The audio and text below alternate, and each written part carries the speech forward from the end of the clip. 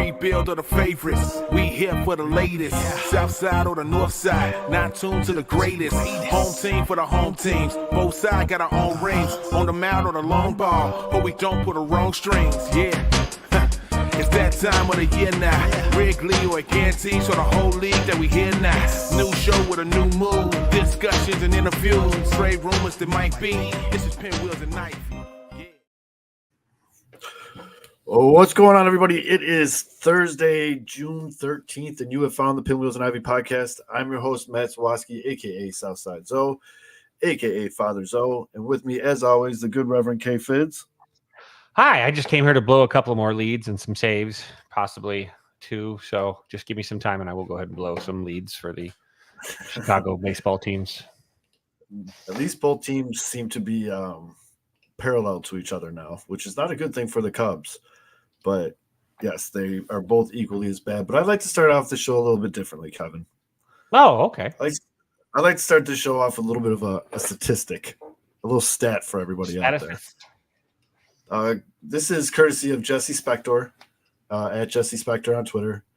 Martin Maldonado has a .071 batting average, also known as 24 points lower than Jim Abbott, a pitcher born with one hand and had one hand for his whole career. Yeah, that's a stat for you, folks. That was a big offseason signing for the White Sox. Martin Maldonado has a worse batting average than a one-handed pitcher named Jim Abbott. Jim Abbott was a boss, though. I'm not going to take anything away from Jim Abbott. Jim Abbott was a G. He used to, everybody when they were a kid, if you're like our age, did the thing where you put your glove on your one hand and you threw it. You try to put the glove back on like Jim Abbott. Everybody did that, man. But Jim Abbott, certified G. Didn't he have a no-hitter? Yeah, they're no-hitter. No-hitter with one hand. Oh, what have you done today? I know. I did something with one hand. Fair enough. Brush my teeth. Yes. So we got a lot to talk about, folks. Actually, it's really simple. Both teams bad. Bullpen's bad. Just bad. It's been just the city of Chicago right now.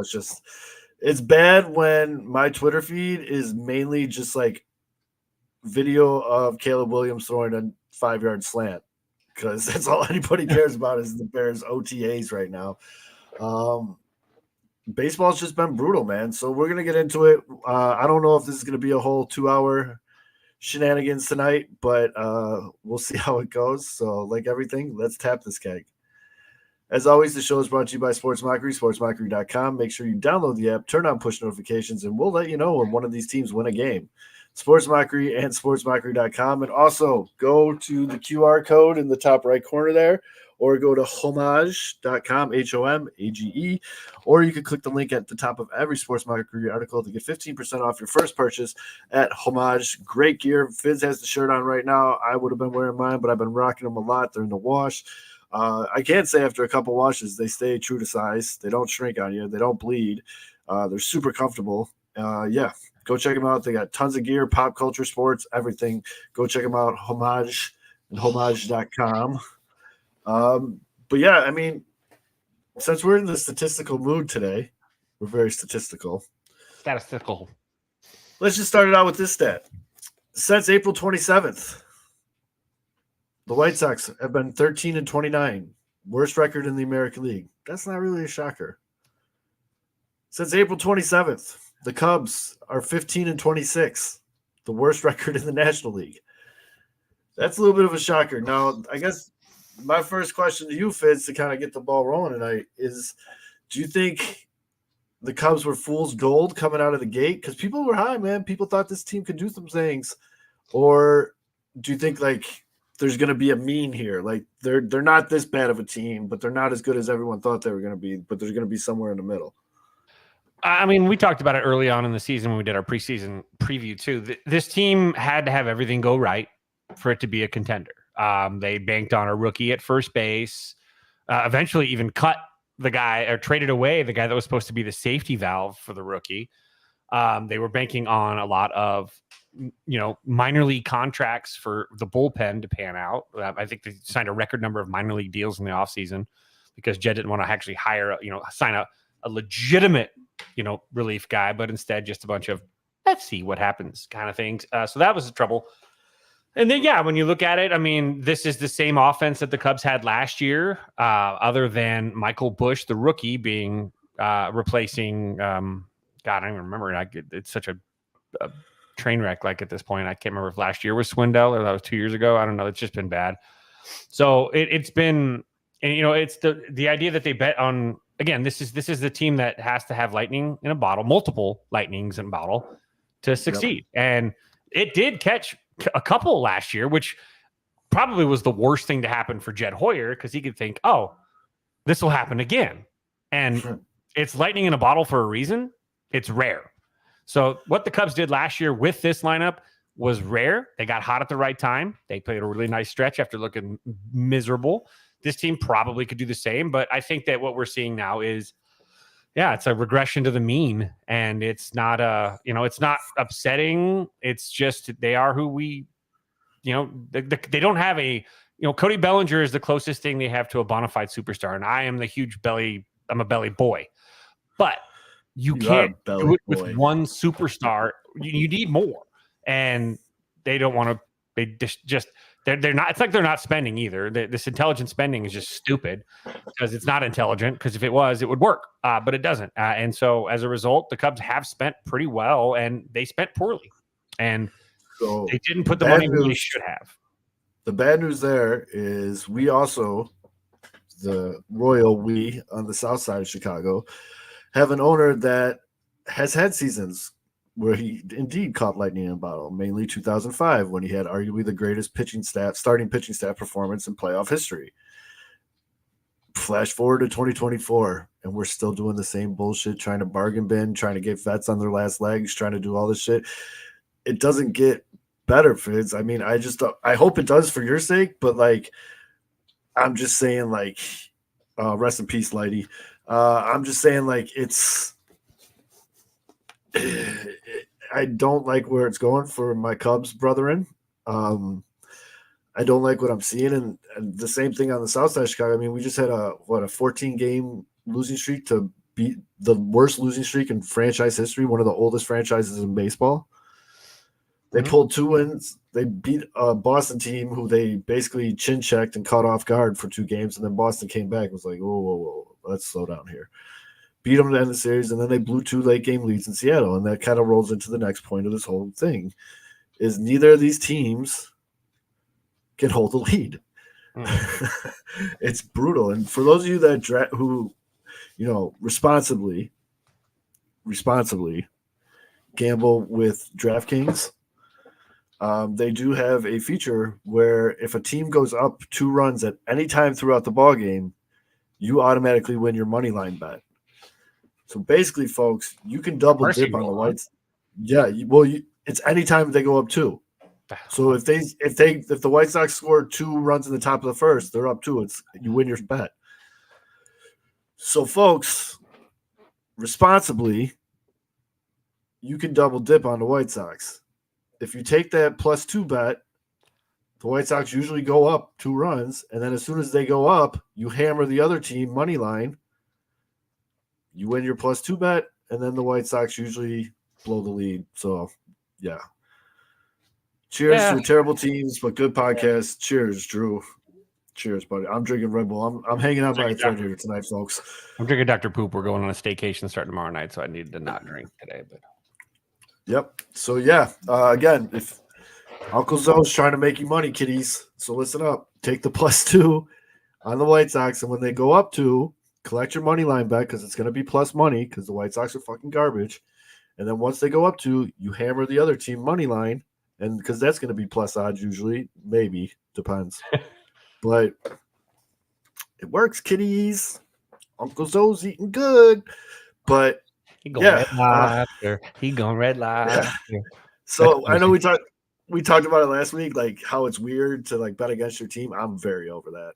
Oh, I'm very. I mean, I said last week, at first it was weird, and I was just like, this kind of doesn't feel right. And then Mitch was busting my balls. I don't care about Mitch busting my balls, whatever. But I was just like, he might be right, but no, if they're gonna put this team that's already lost over 50 games It's June 13th.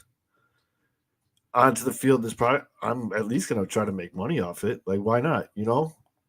I don't think I don't think that's bad at all. But Ryan here, I know Ryan listens a lot. Thank you. We always appreciate it. All the regulars are in the chat, and I love to see that, boys. Thank you very much. We appreciate it. And girl, Missy, if you're listening, like you usually do. Ryan says, I think we're about to learn a lot about Tom this offseason and how much he wants to put up with Jed's failure. Yeah, I mean, and Ryan, you know, we interact quite a bit on Twitter, and I think he's probably in the same headspace I am a lot of the times, especially with Jed. But you know, the season, this is, I mean, this is part of your evaluation if you were someone that's in charge of the front office. This is it right now. These road bumps in the season, the course corrections. This is when the season is over, and you look back at the overall body of work, because you don't fire a GM or a front office guy in June. You let their plan, if you will, if it really is a plan. I'm not sure. It's not a retool. It's not a reload. It's a retool. It's not a rebuild. Whatever the fuck that bullshit was. We're now in 4 years, almost 4 years since Jed Hoyer was given carte blanche and DFA'd Kyle Schwarber as the first move in the winter of 2020. So it's not like we're a year or two out. We're almost into a full college experience for an individual with nothing to show for it, no playoff appearances, etc. At the end of the season, if Jed fails to do this, and fails to do whatever it is that he's doing, unless he's being told by somebody up above, which I'd fucking quit if my boss wouldn't let me do my job my way, the way that I need to do the job. I'd quit. So either Jed Hoyer's a pussy or he's just not good at his job. So either one, not a great look there, Jed. All right. So you've got this whole problem. But at the end of the season, you can sit back and say, what did Jed do in these moments? If the Cubs wait until the All-Star break, or not the All-Star, the trade deadline, to make these moves to save the season. Last year was kind of like a half-assed effort with Candelario and a guy that's not even pitching for the Cubs, I don't think anymore. I think he's at AAA now at this point. That wasn't making a move. It was, hey, look, we tried a little bit. But this isn't, if the Cubs wait that long, they're going to be dead in the water long before Jed needs to bring the fucking win now. There is no wind for our sails right now. And if he doesn't do something soon, if he waits it out until the playoff, the trade deadline, this Cubs team is going to be 10, 12, 13 games under 500. I don't give two shits if they're 5 games out of a wild card. It's bullshit. Half the teams from each league make the playoffs now. So that means if you're not in the playoffs, you're still one of the bottom half teams in your league. So there needs to be a course correction. He needs to do something soon. He cannot wait. And now things, Tommy's been talking about it. Now things get even more, skewed because you've got JT Realmuto is on the DL for another 8 weeks. Now he's hurt. So now all of a sudden these catchers the Cubs seem to be like in the front runner in the market for now are going up against a team that doesn't give two shits about how it looks, but they're going to go after it and break your neck.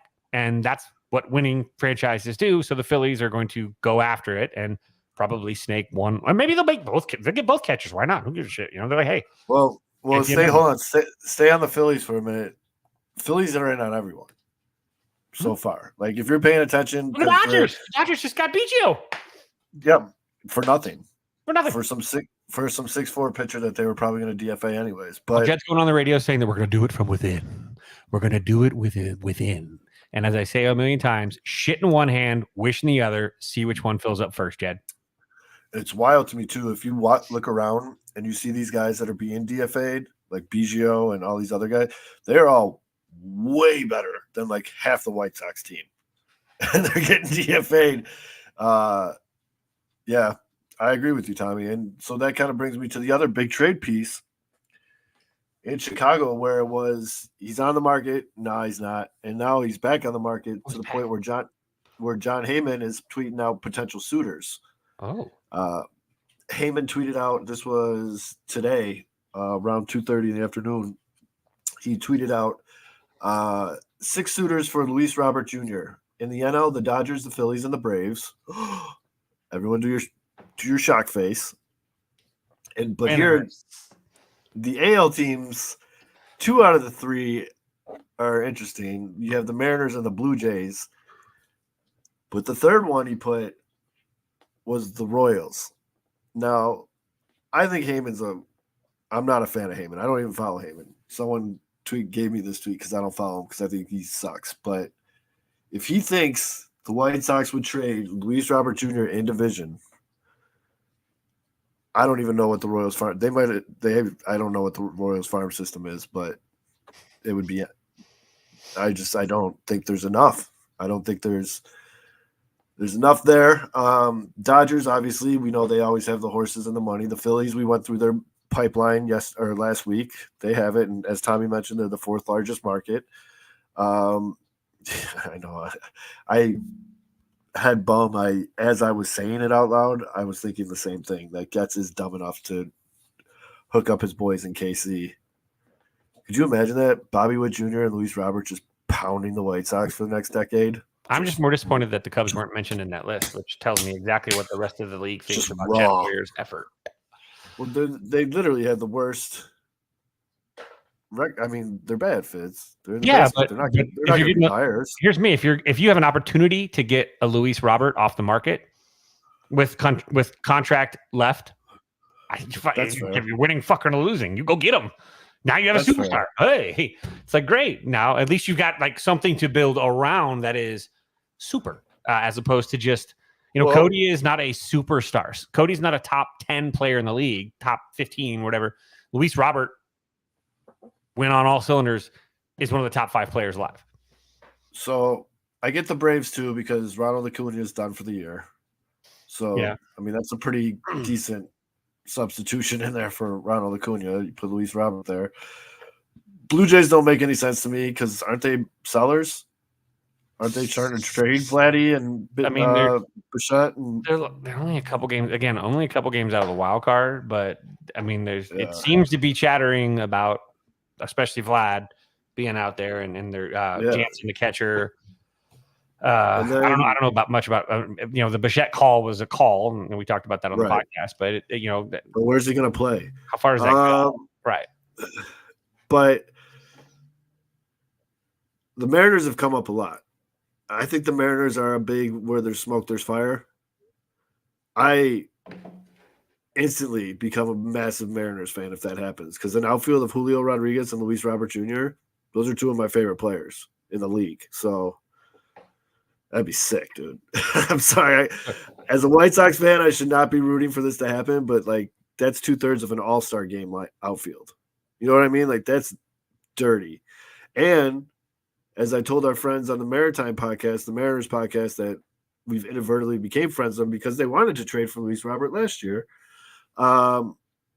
There's a long history of injury-prone White Sox players going to other teams and having long, full careers under different training staffs. I'm just saying. And Seattle does have an all-time fans that are prospect clutching. Cub fans are prospect clutching. He's always hurt. So was Cody Bellinger, dipshit. I think the prospect clutching stopped for the White Sox fans when they did the Dane Dunning for Lance Lynn trade. Because Dane Dunning was like, you can't touch Dane Dunning. And then Lance Lynn came over. Lance shoved that first year. Mm-hmm. And I mean, Dane's finally figuring his shit out down in Texas, but he wasn't like an instant star right away. I still think that was a good deal. I know everybody's recency bias, but go back and look at Lance's numbers that first season, man. Lance shoved, dude. And everybody loved Lance. Like that was a good deal at the time, man. But Dane Dunning was like a big, like, oh no, you don't trade Dane. Like, it's like he's not the next Nolan Ryan, man. Everyone fucking calm your tits. But like, I don't know, man. I'm of the mindset right now where look around the league, Fids. Look at the standings, dude. There's a lot of teams that you can make a case that are still in it. So this is very much a seller's market this year. So if the White Sox were going to be an absolute piss-poor disgrace of a baseball team, this was the year to do it. Yeah, especially when they're getting hosed out of the draft pick stuff too. So right, exactly. Alleviate some of the weight of that as well if they make some sort of blockbuster and get a blockbuster return. Exactly. And I mean, I am of the mindset, and you can call me a flip-flopper, you can call me whatever, but things progress, things change, folks. Things change. I know I said there's no way I'm trading Robert or Crochet. If the right deal comes along, you take it. So in the National League, just to bolster your point, there are only Yeah. 2 teams that are not within 4 games of the wild card. That's what I'm saying, dude. In the American League, there are only 3 teams that are 5.5 or more out.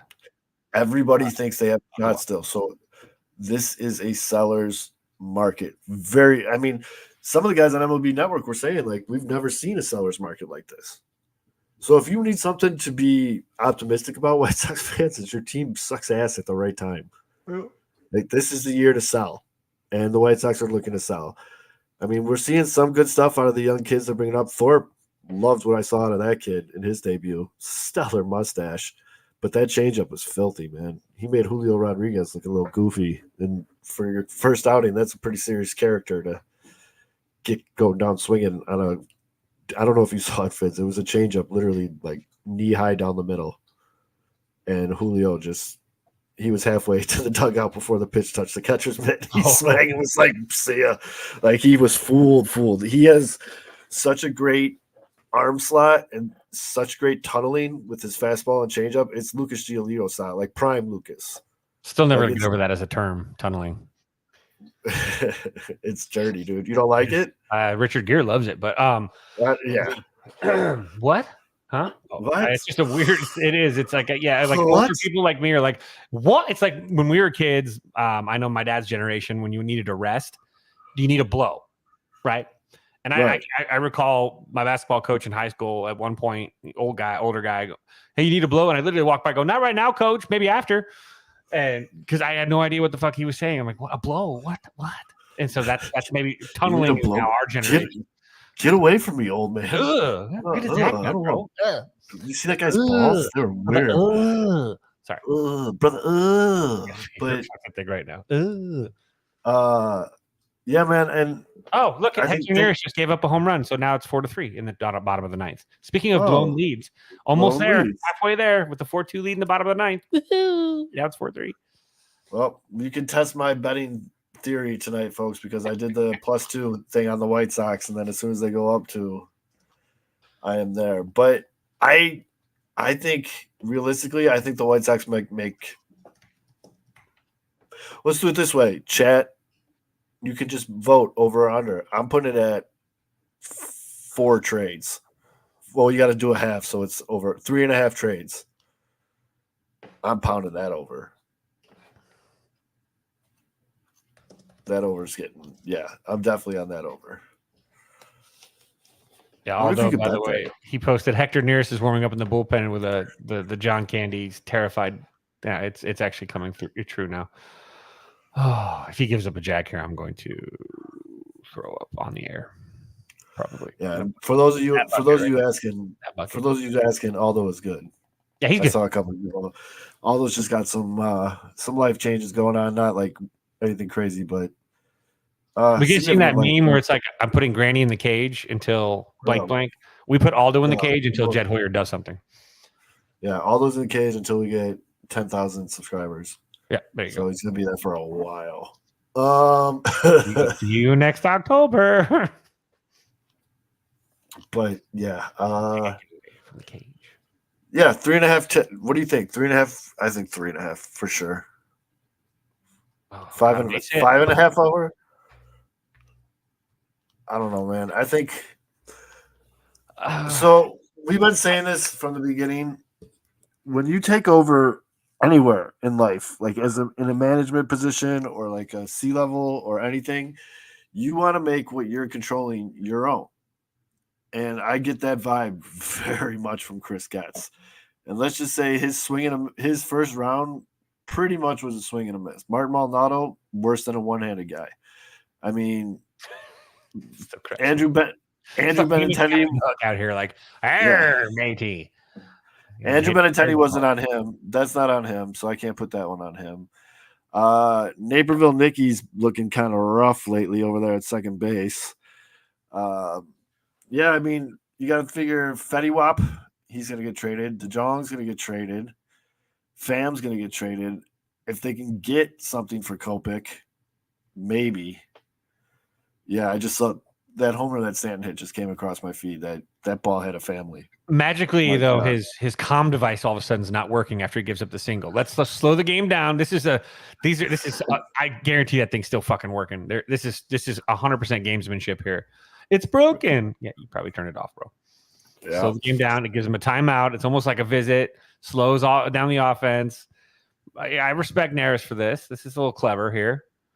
Do you think, Fitz, what do you think about this, though? Do you think that the White Sox might trade one of MLB's hottest hitters right now, Andrew Vaughn? I mean, if it Bad start, 11-game hit streak. Bad start, 11-game hit streak. Depends on what teams think about the White Sox. To be honest, it'll tell you a lot about what other teams think about the White Sox, their clubhouse, and just the energy that White's being in with the White Sox. Maybe teams will be like, dude, you know what? Mister, get him out of there. It's one of those. I mean, the vultures need to be circling, man. Like, you got to be thinking, like, if I can get buy low on Vaughn and fix him, shit. Yeah, I mean, he's popped the average up to 226. He had a bad start, but folks, that's why you play 162 of these bad boys. I mean, we're in June, but I hope you mean ice like you drink the ice drink, because that means something different in different places. Use the ice on the marbles. Yeah. Sam, sorry about the marbles. That's what it's. Stop yourself, Sam. I just saw that picture you put up on the beach, Fabio looking motherfucker. But yeah, I mean, Colas has been okay. Sosa's been okay. I don't think they trade Julks. They got to keep Corey Lee because Martin Maldonado, again, one-handed guy. Cubs just blow it. He's just down 2-0 in the count. Well.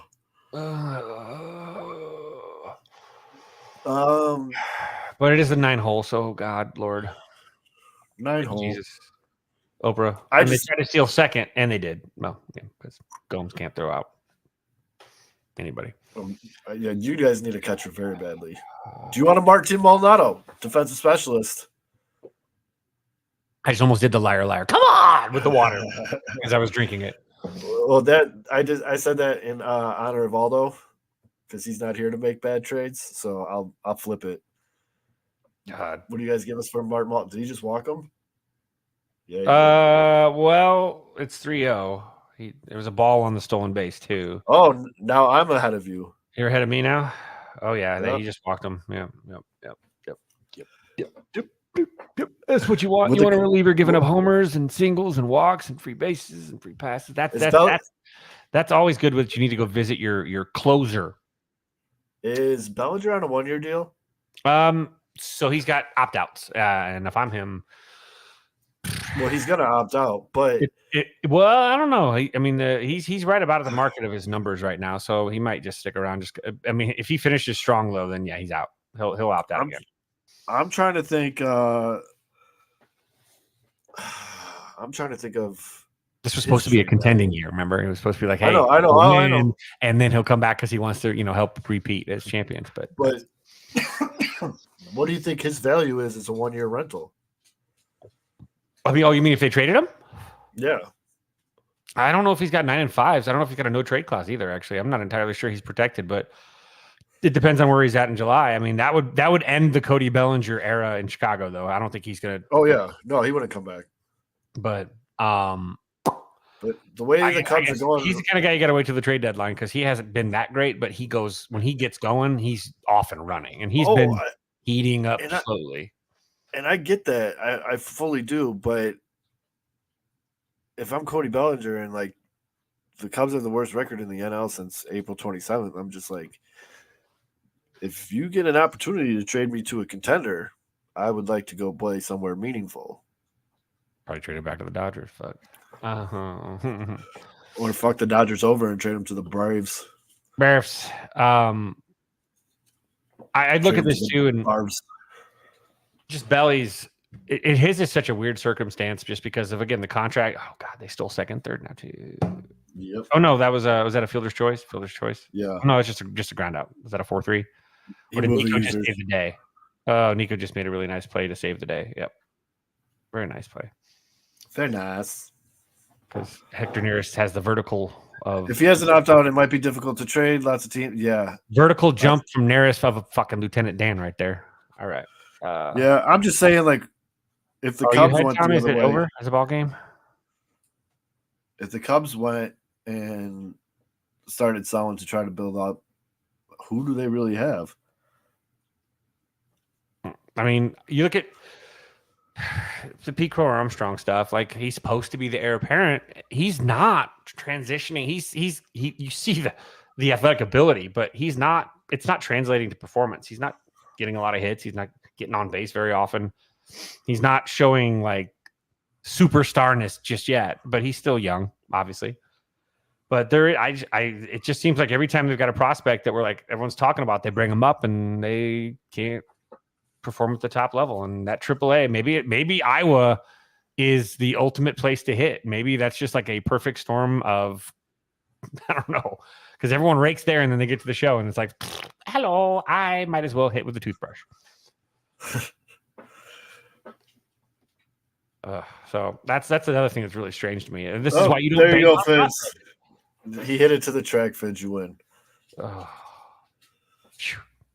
right. He's hit warning track though. Let's see this. Yep. Farthest part of the field. All right. Jeez. Albert Alfonseca 2.0, except he's only got 5 fingers on each hand. The vibes are terrible on both sides. I mean, there is no vibe on the south side, Tommy. That's one of the problems. Like, Garrett Crochet, USA versus Brazil international friendly match. Sick. Is Ronaldo or still on Brazil? Or Kaká? Wasn't there a dude named Kaká? I think there was a dude named Kaká. But anyways, Crochet had a great interview before he stopped the losing streak. He was talking about how it's his dream to stay on the team that drafted him. He wants to be the guy for the White Sox. He wants to be the stopper for the White Sox. He wants to stay here. And he said when he got to Tennessee, they were kind of in a shitty place, and him and his buddies took great pride as the guys that brought Tennessee back to being a winning program. He said it'd be really cool to do that here. And I was like, okay, hell yeah, this kid gets it. I'm down with this kid. But unfortunately, and he said it too in the same interview, there's a business side to this, and he has no control over that. And man, I would really hate that. And then I don't know if you saw it, but Luis Robert through a translator is like, I like it here, man. I like the fans. I like Chicago. Like, I don't really want to go anywhere, but it is what it is. And fortunately for these kids that it seems like they want to stay here and they want to do the right thing, it might not be up to them. So it's very true. And that's the long and short of it. It sucks. Trying to find something here. Because I blocked somebody that wants to watch our podcast a long time ago, and apparently they're still blocked. Whoops. Sorry about that. Not really, but shit. No. Oh, how do I do that? I don't know. Fuck.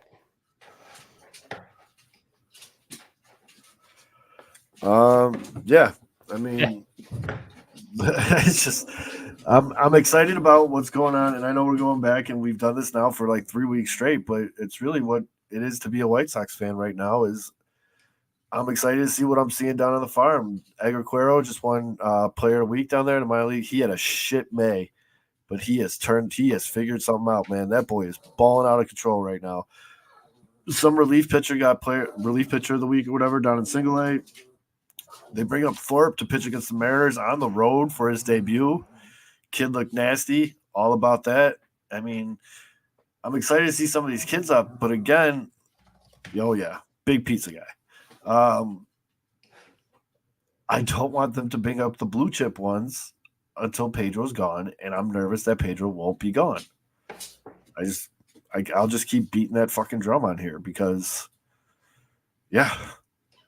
Sorry for the cough and allergies are a motherfucker. But, yeah, it's just I don't get it. Now, do you think that would be completely toxic to these kids, Fids, if they brought them up in this losing culture?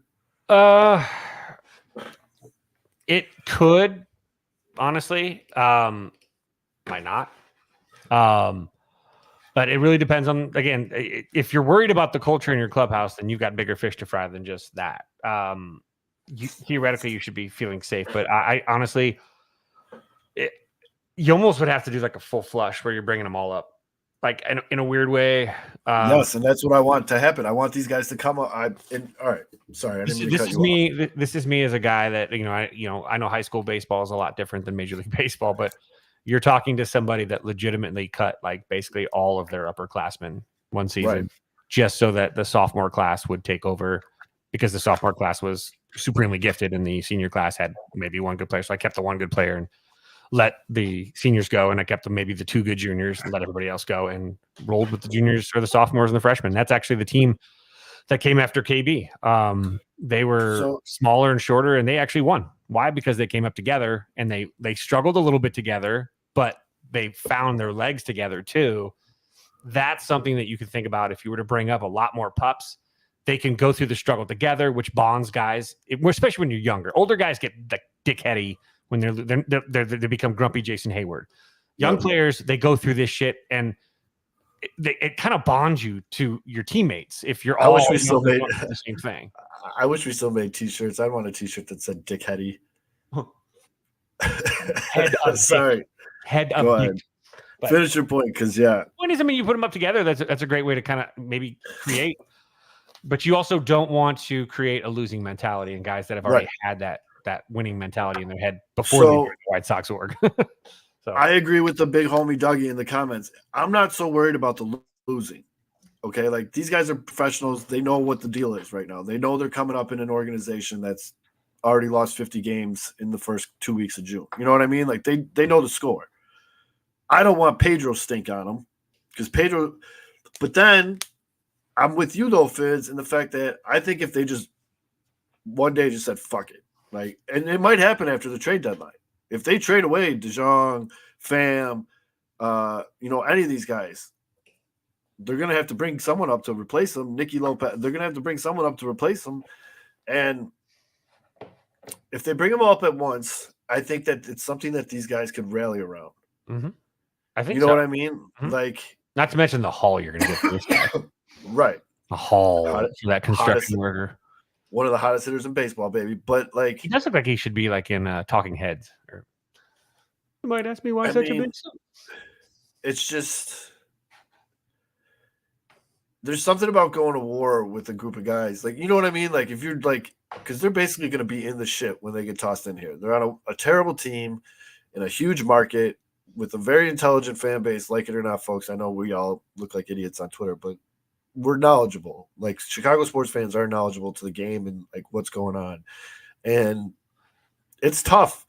But if you come up, it's like Band of Brothers style. I'm not comparing it to World War II. Everyone fucking calm down. But I'm just saying, like, you do this thing with this group of guys to reach this common goal, and it's hard, man. And you're battling through it.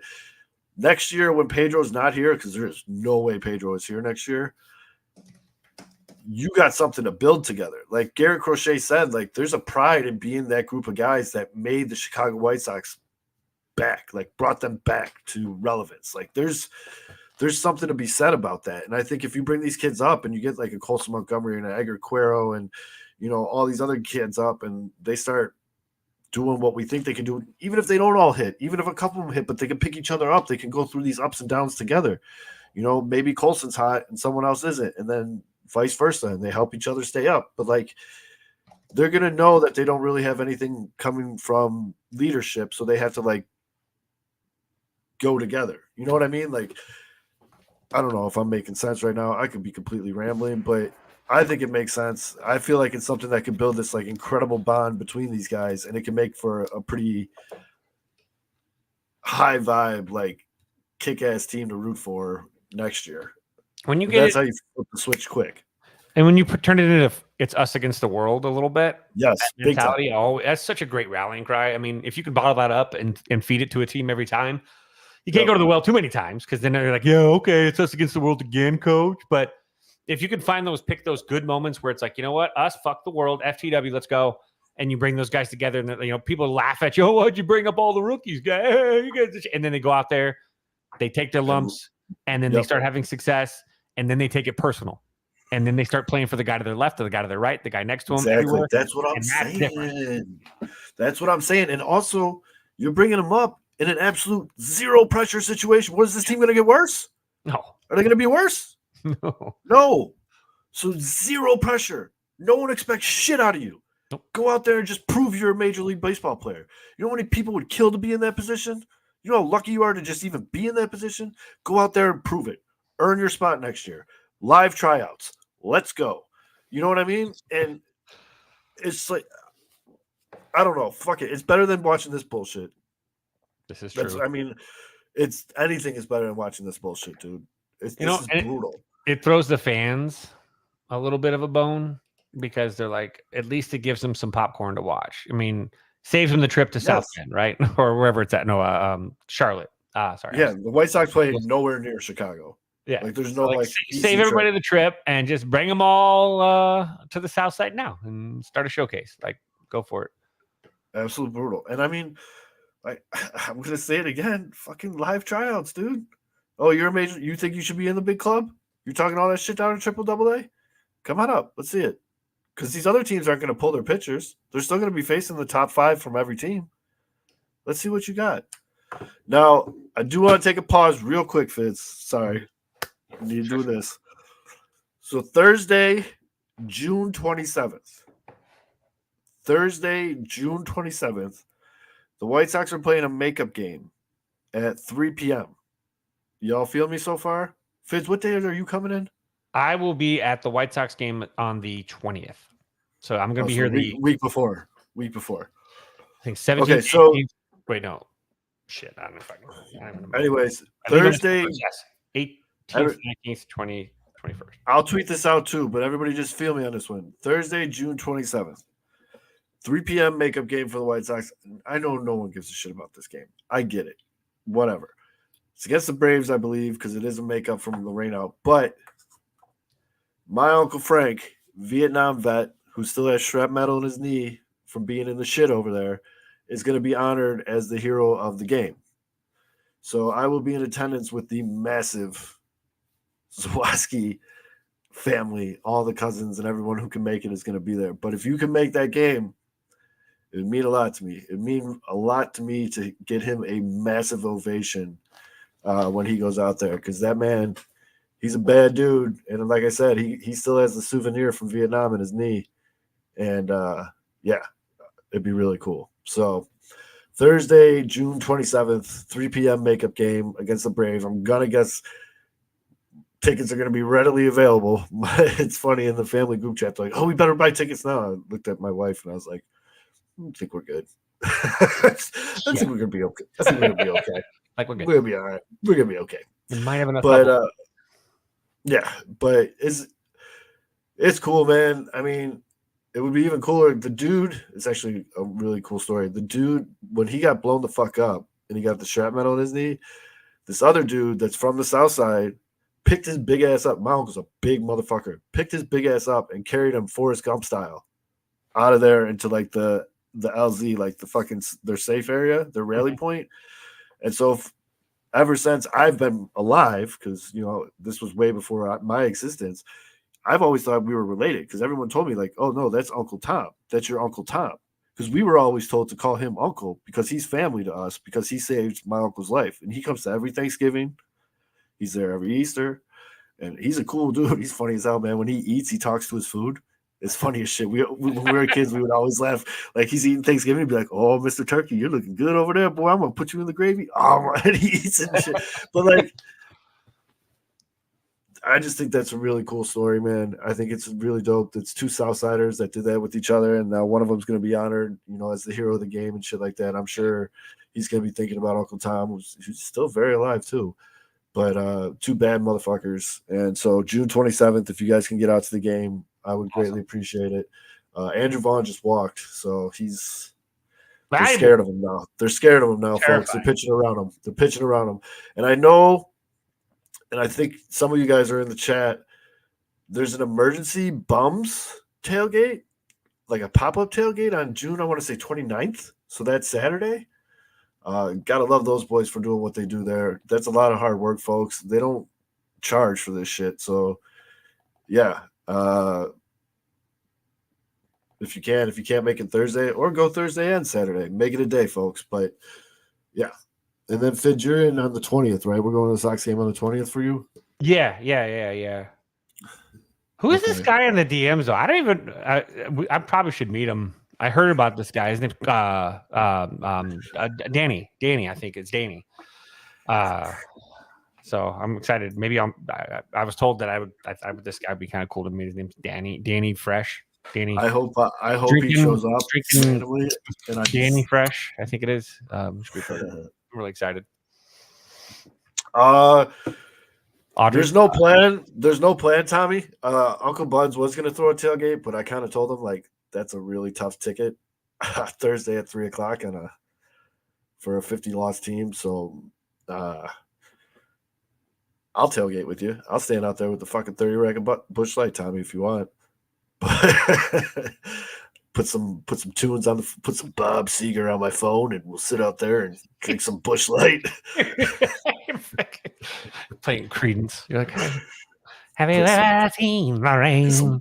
Get some Credence going, some Bob fucking Seger, some Fog Hat, and we'll sit out there and we'll jam out, drinking 30-pack of Busch Light. Railroad, let's go. see what we can do. See what kind of damage we can get into. Go punch somebody's sister. Next week, if you're coming to a Cub game, look for me on the 18th and 19th and the 21st. If you're going to the Sox game on the 20th, we'll be there. That should be some fun. Everyone's got to just kind of get me up to date with who's feuding with who. I got to know where to. Who gives a fuck? Everyone's an adult. Figure it like out. Like a blind man at a urinal. I'm going to have to feel his way, or a blind man at an orgy. I'll have to feel my way around. So yeah, figure it out. We're all adults. A midget at an orgy is stay on your toes. That's the one. Internet fights are about as cool as a dirty diaper. It's true. But yeah, man. I mean, there's some reason. With Mailman Jack, though. I want to feud with Mailman Jack just for fun because of the Cavs. I want to just. Jack, you should come on the 20th, though. You should be there. Anyway, sorry. Should be fun. Because with Cubs Sox, those are both afternoon games. Let's see here. So the Tuesday night game is a night game, then it's a day game, and then light back, and then to LA for me. Oh, there'll be plenty of Fog Hat. Jack. We're doing a staycation this weekend. I'm kind of stoked. I think I might have told you about that auction my fiance won. Yep. At the Super Bowl thing or whatever. It's like I think she won it for like $900, and it's like 2 suites at the Delano for 5 nights, 4 tickets to Michael Jackson Cirque du Soleil, 4 tickets to Ka, a $400 voucher for strip steak, and a $400 voucher I think for Carver steak. I think or whatever. I'm like, that is so. We're gonna use that this weekend. It's going to be glorious. I'm going to put my belly out by the pool and just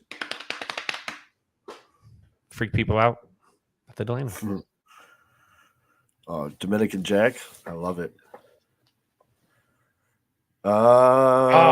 You're feuding with Aldo? Danny? Come on. Yeah. He's not even here, dog. Jesus.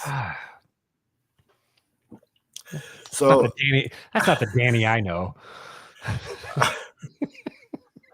I hope he not tattooed so hard. So many, like just like fucking kidney punches where I got to pee blood. Usually, probably. No, he's just gonna give you one good backhand nut tap, just bam, like a good flick.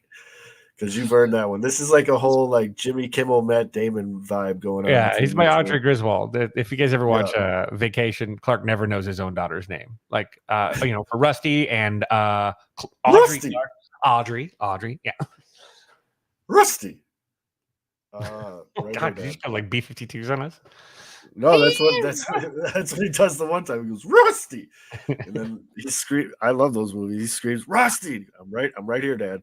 Right. Oh, good. I love that. Good. Clark Griswold. Jack. Clark Wilhelm Griswold is a god. Not the god, a god. Spoiler alert, Jack. It is going to be hot in the Dominican. But if you see a right fielder or a second baseman, bring him home with you, please. That'd be very nice. Look at the temperatures for next week. What's it going to look like? Let's see here. It was very hot in Chicago today. I'm way too. Oh, shit. Yeah. 30% chance of rain and storms on Tuesday, 40% chance of rains and storms on Wednesday, but the temperature never gets above 89 degrees. So I'll take that. It rains in Vegas? This is Chicago. Oh, okay. This is the game on Tuesday. Right now, currently, there's a projection of dude, which means 70% dude. chance of nice weather. What is that? 8 days from now? Yeah, well, You're that's the talking thing. about? Our Italy trip, it looked like it was going to rain when we were going to Amalfi. Like 2 days before we went, it went away. Like it's it. Bro, you can wake up in Chicago and it was going to say it's going to rain that afternoon, and by the time the afternoon comes, it's going to 100% sunny outside. Don't look at the weather. No one knows that shit. I agree, Tommy. Same time. Mailman Jack's going to be at Uncle Bud's tomorrow. Woo! Thunderstorm. That food, dude, those specials, my lord. I shouldn't say I've never. It's very rare where I'll eat food, and every time I take a bite, I like make a noise. I was like taking a bite and be like, like, Like Bob Wiley when he's eating the corn. It was dude, this shit was. I got the Bureau grilled cheese, and I had him put giardiniera on the side, and I put the giardiniera on it. And my wife got like this crazy burger or whatever, and man, I ended up eating half a burger too. It was so good. It was so good, dude. That dude knows what he's doing. And it's not the cheapest thing in town, but you pay for what you get what you pay for. That's for sure. And yeah. Did I do no runs in the first inning for this game? I can't remember. I really hope I did. Did they get no runs in the first inning? Is that why you're saying this? Not yet, but out. It's like White Sox did their part. I'm doing my part. This season feels like being left on one of those planets in yes. What is it? Yeah. A lot of good movie references tonight, folks. I have never had the wings at Uncle Bud's. I just eat the Bureau and the appetizers and the alcohol. The alcohol's really good. Yeah. I've tied one on at Bud's. It's good times. Good times. Golden tea has evolved so much since my little bar rat days. Holy shit, dude. I'm so just cheeks at the new golden tea. You can't just like walk up and roll the ball right at the hole anymore. You gotta like have touch and all this stuff. It sucks. It used to be quite the bar. Replacing the ball. Yeah. No, it's funny you say that because now the dumbest thing they probably could have ever done, and this is talking golden tea, folks, is they put your mile per hour now on the screen when you hit. So, like, drunk dudes, I just hit that thing 126 miles an hour. Oh, yeah?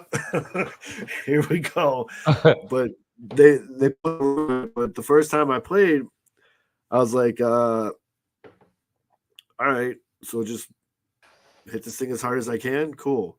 So I hit it, and they're like, I've never seen the mile per hour go up that high. I'm like, yeah, it's pretty sick.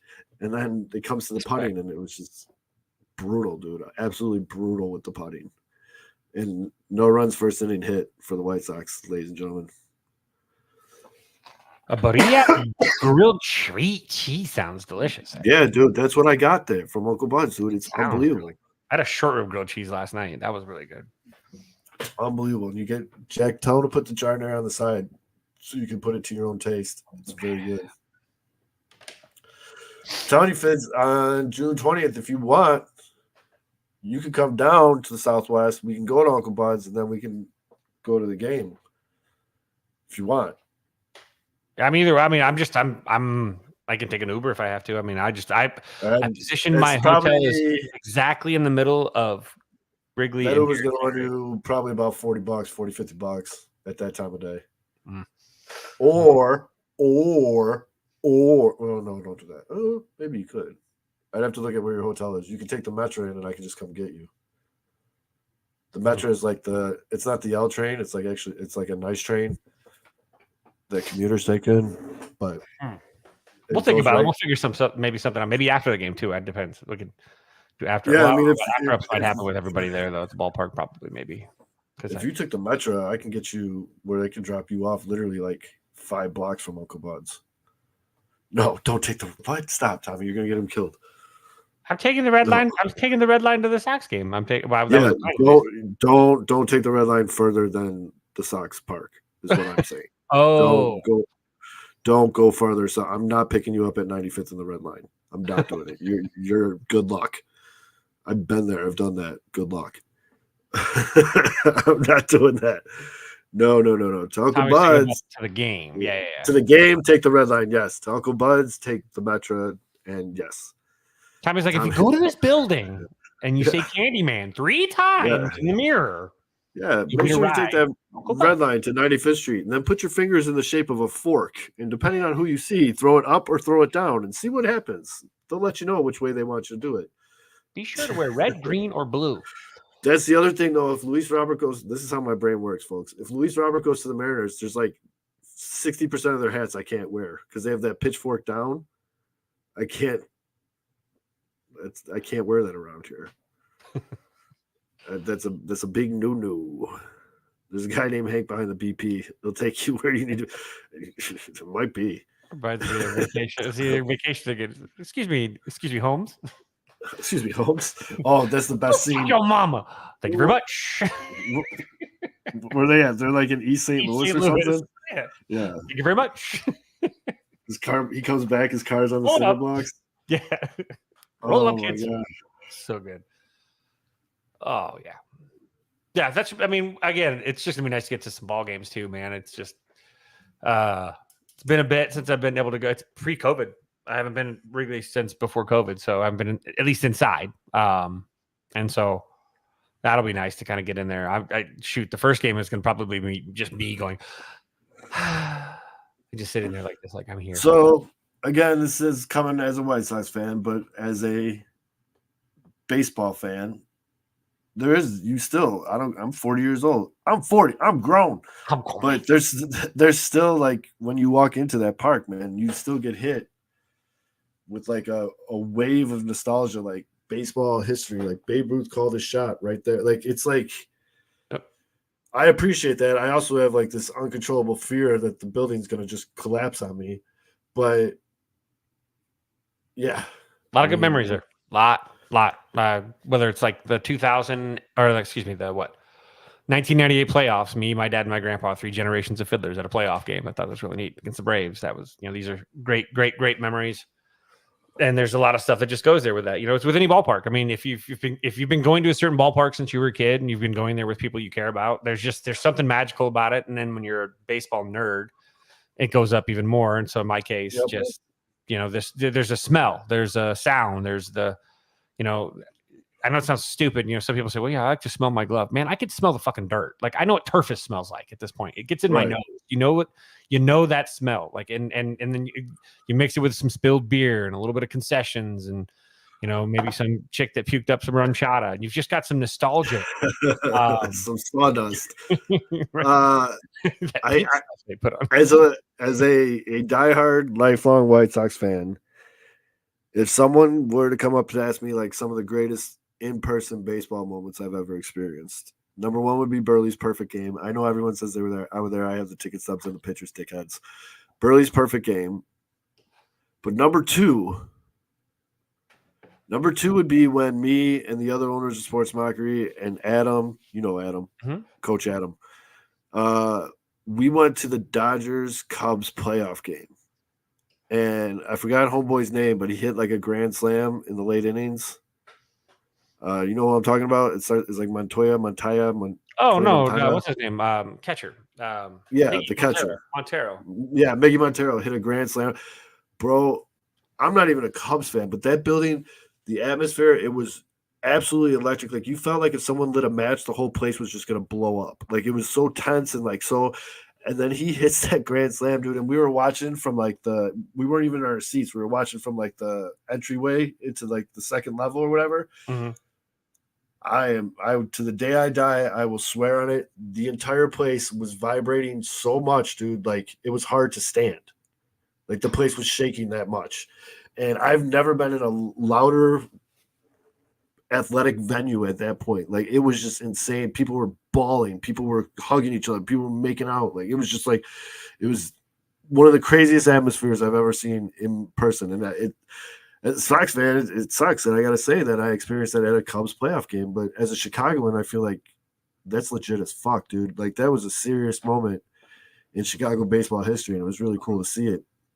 I was also at Burley's game when he hit his only home run against the Brewers in Milwaukee. I have like a history of I was at like all of Mark Burley's like important shit.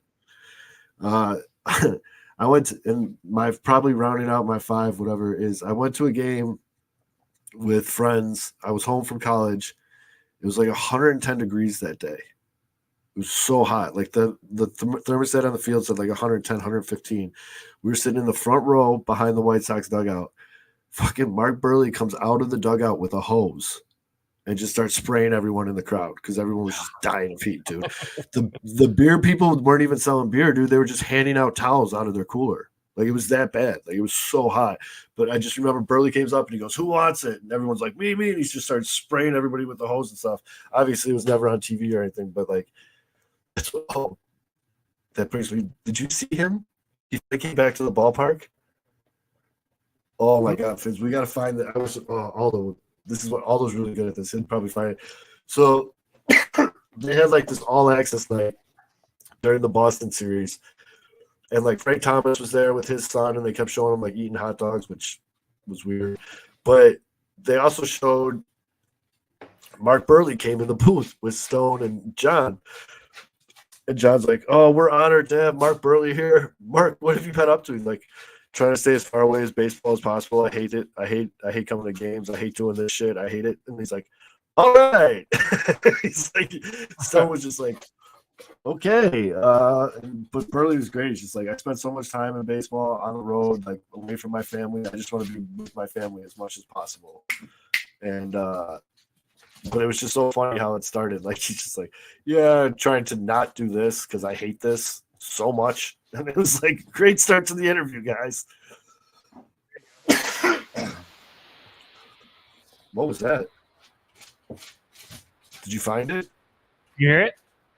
No, I can just hear fuzz. Oh, God. Yeah, it's Burley talking about how he worked fast. Yeah, that I mean, Steve Stone being the pro that Steve Stone is, and going like talking about baseball and stuff like that. But everybody's favorite play-by-play guy to talk about was like kind of like a deer in headlights when Burley's first day was like, "Hey, I've been saying wait, shit like this." He was like, Steve was like, "Well, tell me about the guys in the locker room. Everybody said you were a great teammate." He just kind of went from there, but like, it was pretty funny. I love Mark Burley.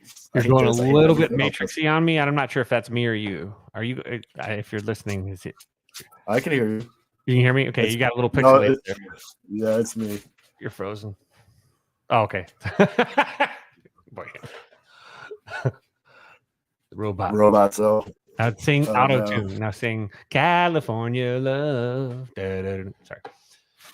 Yeah, man. I mean, with Wrigley, I mean, you can go to I was at the Greg Maddox's first game as an Atlanta Braves, 2-1, beats the Cubs in cold weather, opening day. Like I actually literally had to run 5 miles because my coach made a deal with me. If I got to miss practice to go to the game because it was my birthday, I owed him 5 miles, which I ran easily and happily.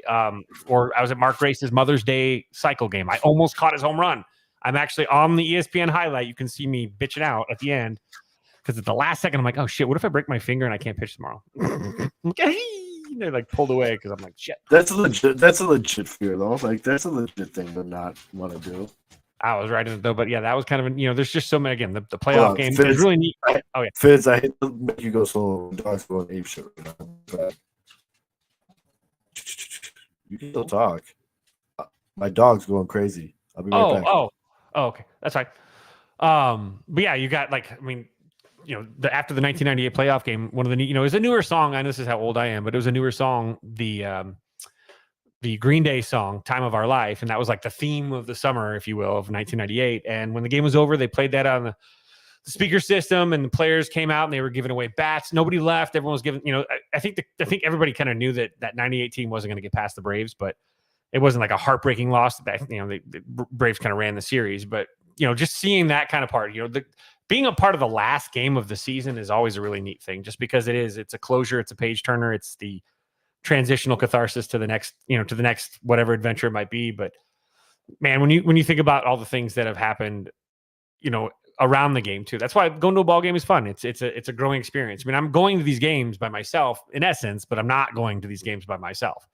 I'm traveling by myself to get there, but I will not be alone because there's just so many great people that are around that I'll sooner or later latch onto or see. And, but there's also moments where I'm going to want to step away and just kind of enjoy the ballpark. Like I do enjoy walking the yard and looking and enjoying what the grounds crew does between innings, when they're out tamping the mound.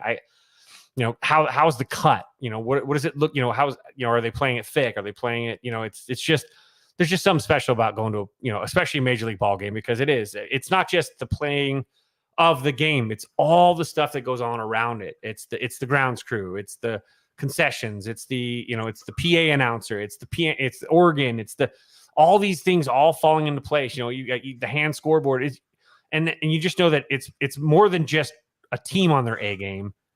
It's an entire everything on its A game daily. And that's just the difference between going to a AAA game here at the Aviator Stadium, soon to be probably the Athletic Stadium, and going to a major league game. And that's just something special about it too. So I'm stoked about that more than anything.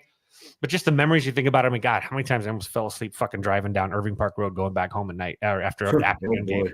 Literally ran like 3 or 4 red lights going, oh shit. And my dad's banana boat, like yellow Ford LTD. Not even drinking or anything. My emotions, once I got into the car, it was like a baby in a car seat. And I just started, I'd get tired on the drive home, and it wasn't even a long drive. It was probably, but it just, it was just the emotions, the energy that you leave there, like concerts, like a shared movie experience. There's energy that everybody is sharing with each other.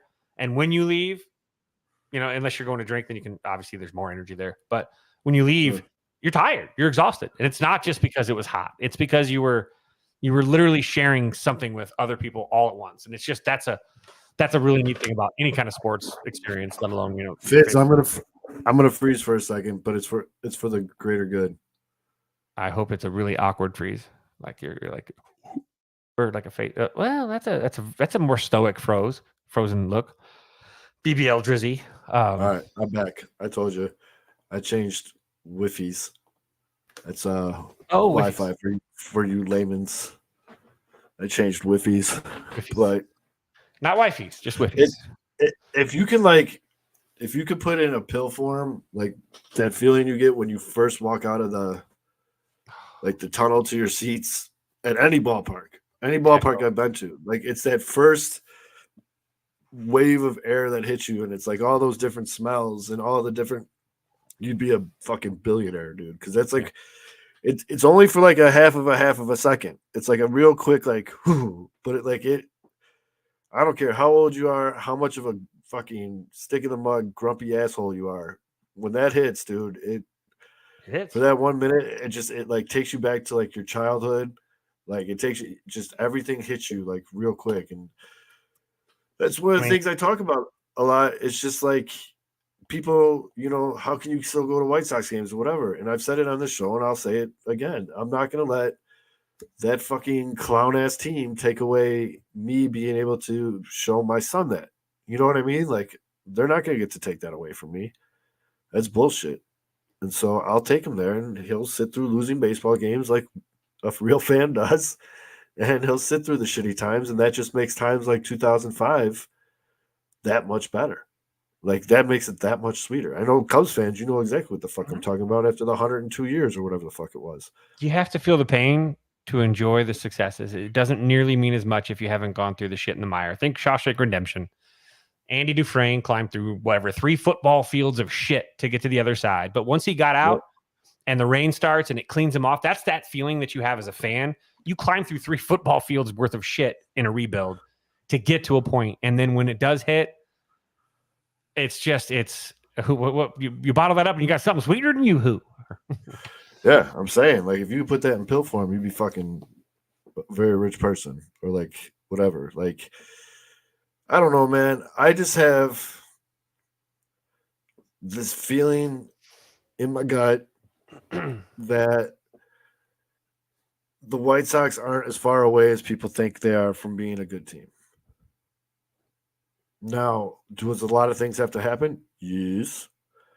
Are they going to happen? I don't know, but I know that they got a lot of kids that are looking pretty damn good in the farm system. I know they got not a lot, but they have a couple of pretty high tier trade pieces that they can make some moves for some more kids. And then it becomes like a numbers game, dude. You get all these prospects or whatever.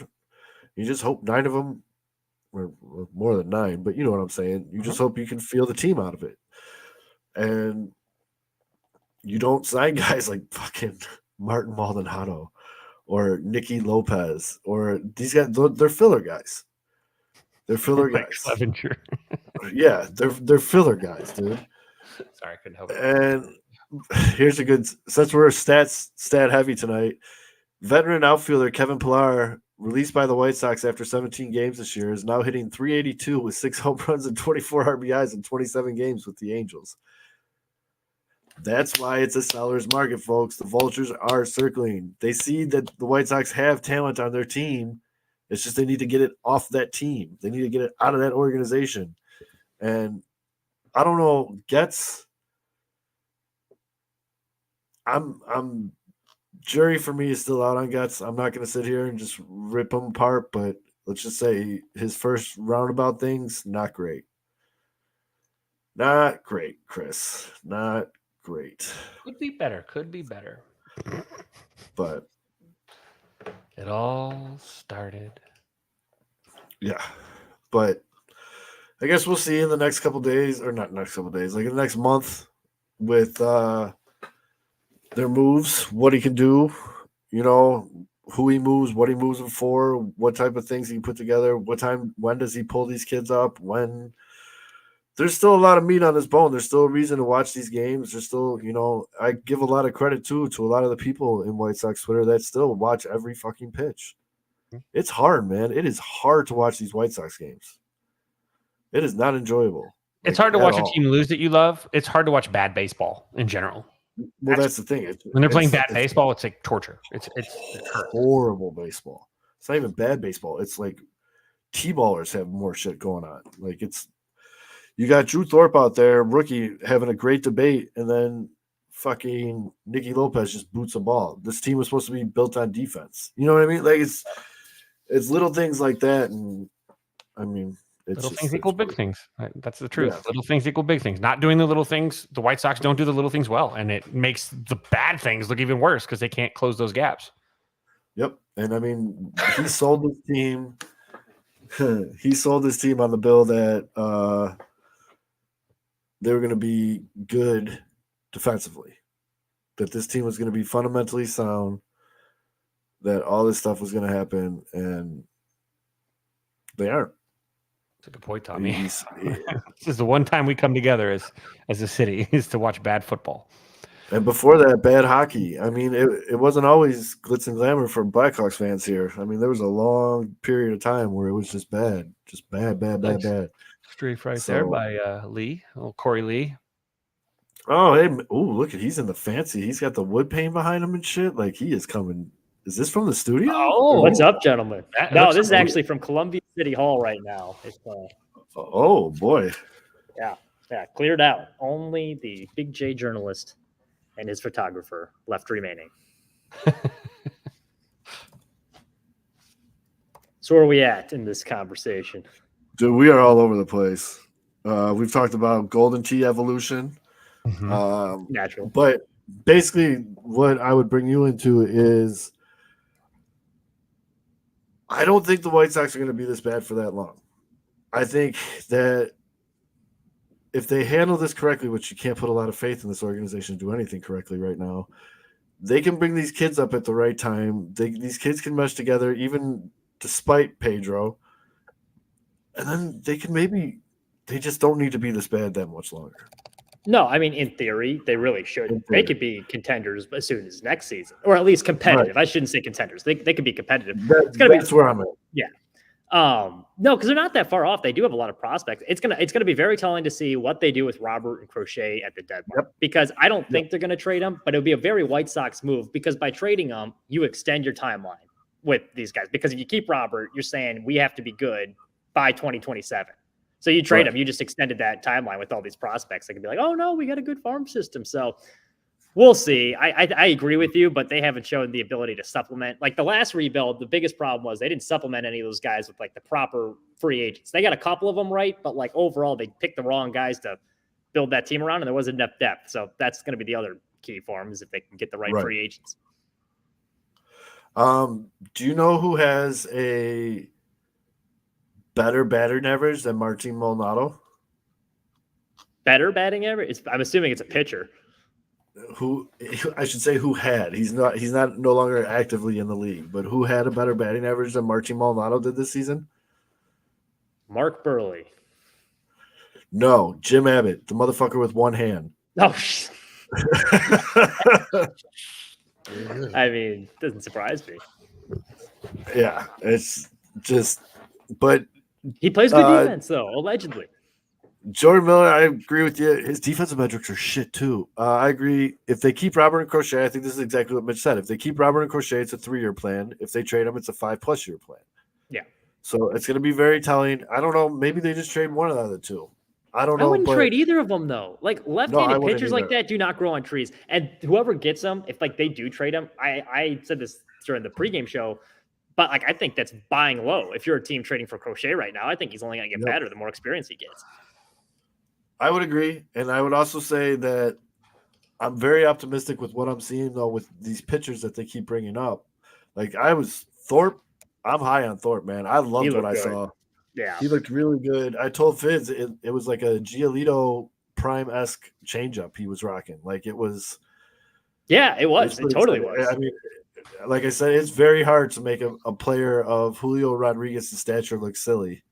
And he was able to do that. It's going to be curious to see how long it takes for these teams to adjust. Like, unlike Giolito, I think his secondary stuff, like his curveball's way ahead of Giolito's when it was when he first came in the league. Actually, probably still now. But the fact that fastball is in the low 90s, if he gets behind in the count or he's not locating that fastball, he's going to have some issues if your changeup's your best pitch. That's my only slight concern. Right. No, and there was already talk about how he's added 2 or 3 other pitches. Like, I don't think it stops here, but I think that was a great debut. I think it's something that they can definitely build off of. Definitely. You know what's also impressive to me, Zoe, speaking of Maldonado, he shook off Maldonado multiple times. Like the fact he had the confidence to do that too, that was impressive to see. Like his poise throughout, even when they were making errors, kept the same demeanor. Yeah. So that was nice. Yeah. I mean, yeah. No, I agree with you. It was interesting to see. I didn't know what to expect out of the kid.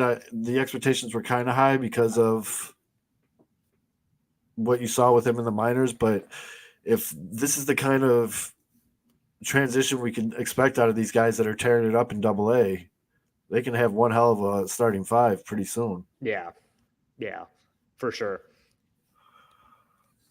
It's a shame, though, they're so bad because I would argue like this is one of our biggest debuts we've had since Dylan Cease because you don't get a top 100 pitching prospect making a debut all that often. But they're so bad they've sucked off like the energy and life out of a lot of these fans where like that debut did not get nearly as much hype as I thought it deserved. And I can understand why because the team stinks and it was kind of surprising. But like if you remember the Cease or Kopech debut, like those were all amped up. That was like a must-see event. If you were a Sox fan, you were locked into that game, and it didn't seem like nearly the same level of excitement for this guy who was on par with both those two when they first made their White Sox debut.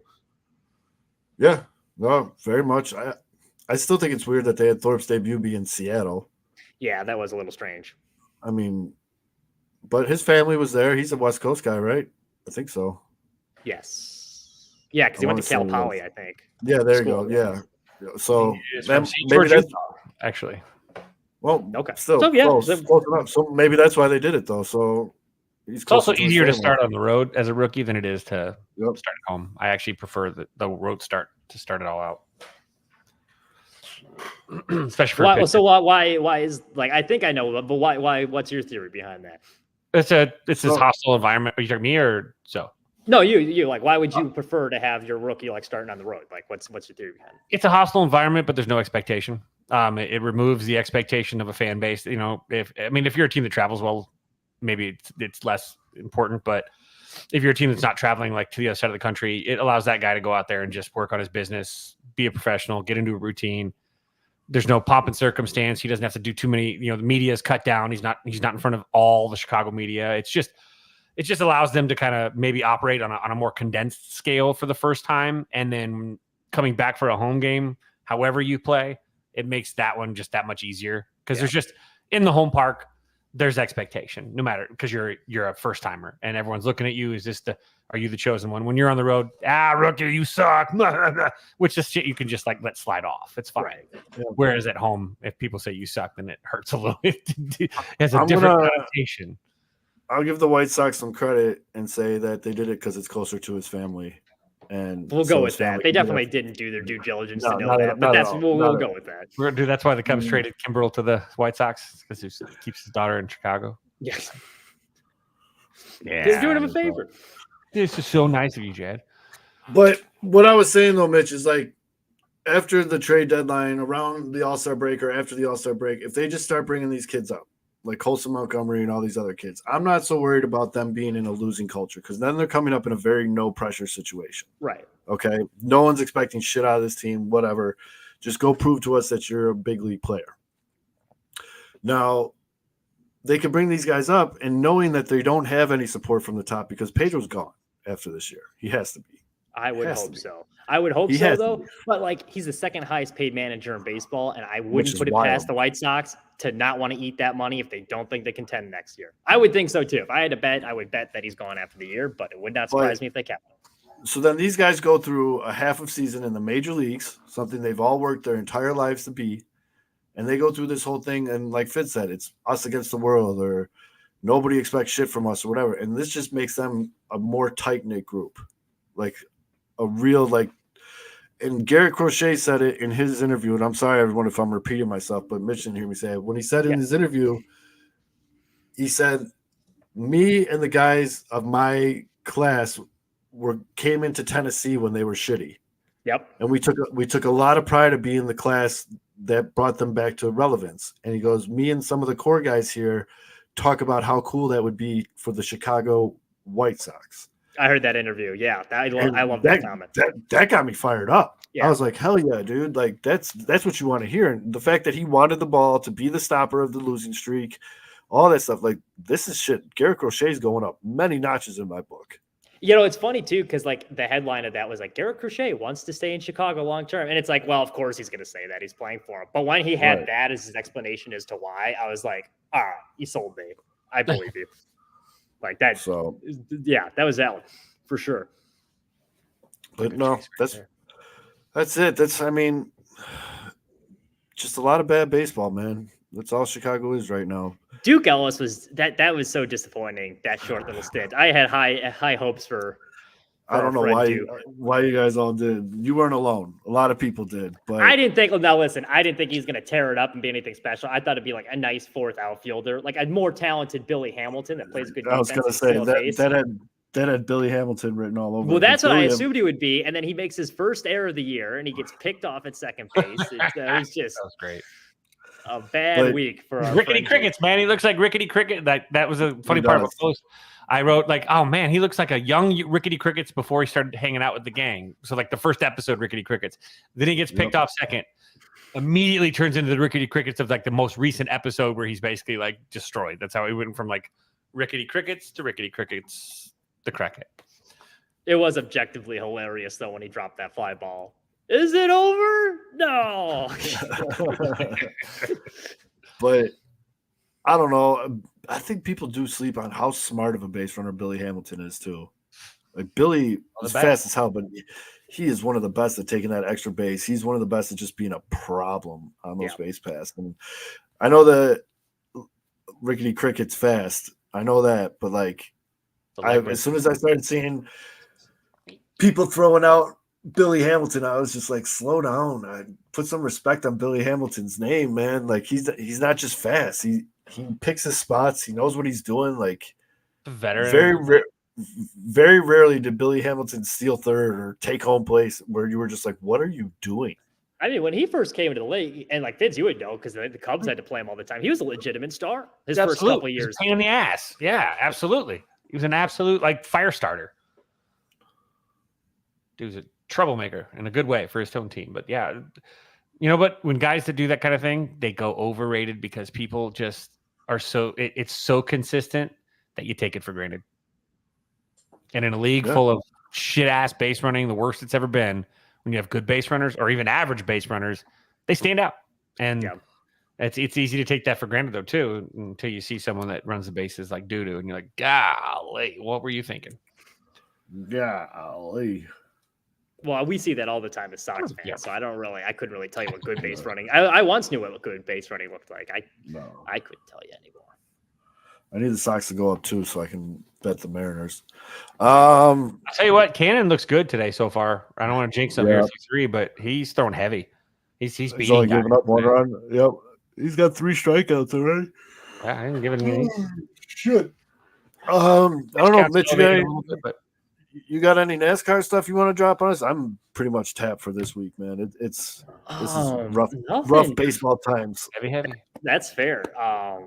It's been a wild couple of weeks in NASCAR. I'm actually going. I'm credentialed to cover the Iowa race this weekend. First time Cup Series has ever raced in Iowa, so that'll be cool. But yeah, the last race I was at in St. Louis, working for the station, the guy that was going to win, Ryan Blaney, he ran out of gas on the last lap, and so his teammate got the win. So that was that seems like some Lightning McQueen. You need tires bullshit. It pretty much was, yeah. Well, it was funny. They thought they had enough gas, and whoever was doing the strategy did not do the math correctly because they only gave them 1 can, and they thought it was enough, and it was not. Whoever's doing the strategy is currently collecting unemployment because your ass is fired. Probably. Not gonna work here anymore anyway.